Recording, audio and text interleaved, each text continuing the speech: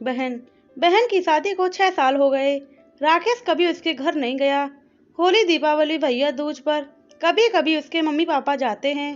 राकेश की बीवी एक दिन राकेश से कहने लगी, आपकी बहन जब भी आती है उसके बच्चे घर के हाल बिगाड़ कर रख देते हैं।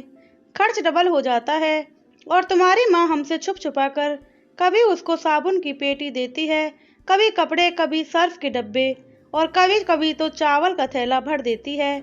अपनी माँ को बोलो ये हमारा घर है, कोई खैरात सेंटर नहीं। यह बात सुनकर राकेश को बहुत गुस्सा आया।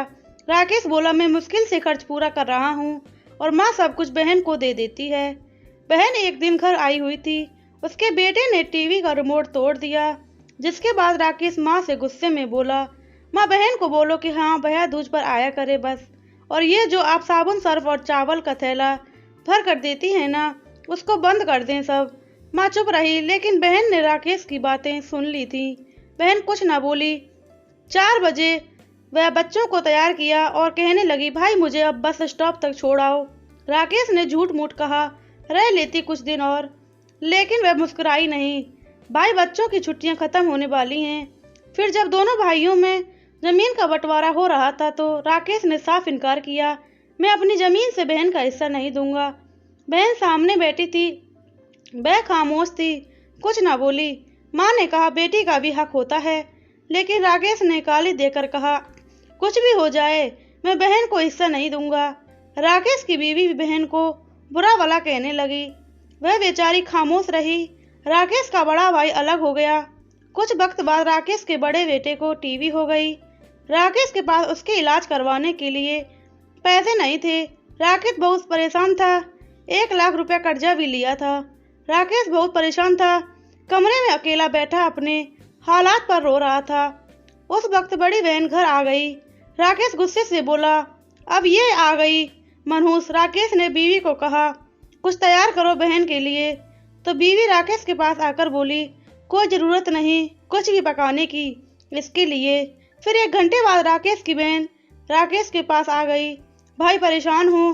बहन ने राकेश के सर पर हाथ फेरा, बड़ी बहन हूँ तुम्हारी, अब देखो मुझसे भी बड़े लगते हो। फिर राकेश के करीब हुई, अपने पर्स से सोने की कंगन निकाले, राकेश के हाथ में रखे और आहिस्ता से बोली, पागल तू ऐसे ही परेशान होता है, ये कंगन बेचकर अपना खर्चा कर, बेटा का इलाज करवा। शक्ल तो देख जरा, क्या हालत बना रखी है तुमने। राकेश खामोश था, बहन की तरफ देखे जा रहा था।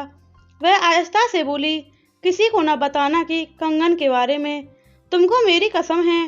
राकेश के माथे पर बोसा किया और 1000 रुपये राकेश को दिया, जो 150 के नोट थे, शायद उसकी जमा पूंजी थी। राकेश की जेब में डालकर बोली, बच्चों को कुछ खाने के लिए ला देना, परेशान ना हुआ कर। जल्दी से अपना हाथ राकेश के सर पर रखा, देख तेरे बाल सफ़ेद हो गए हैं। वह जल्दी से जाने लगी। उसके पैरों की तरफ राकेश ने देखा, टूटी हुई जूती पहनी थी, पुराना सा दुपट्टा ओढ़ रखी थी। जब भी आती थी वही दुपट्टा ओढ़ कर आती थी। हम भाई कितनी मतलबी परस्त होते हैं, बहनों को पल भर में बेगाना कर देते हैं और बहनें भाइयों का जरा सा दुख बर्दाश्त नहीं कर पाती। वह हाथ में कंगन पकड़े जोर जोर से रो रहा था। उसके साथ राकेश की पत्नी भी आंखें नम हो गई थी।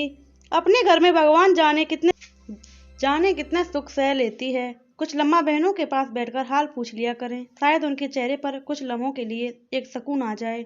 दोस्तों, बहनें माँ का रूप होती हैं। प्लीज़ दोस्तों, वीडियो अच्छी लगी चैनल सब्सक्राइब जरूर करें, वीडियो को लाइक करें, कमेंट में अपनी राय जरूर शेयर करना बिल्कुल ना भूलें।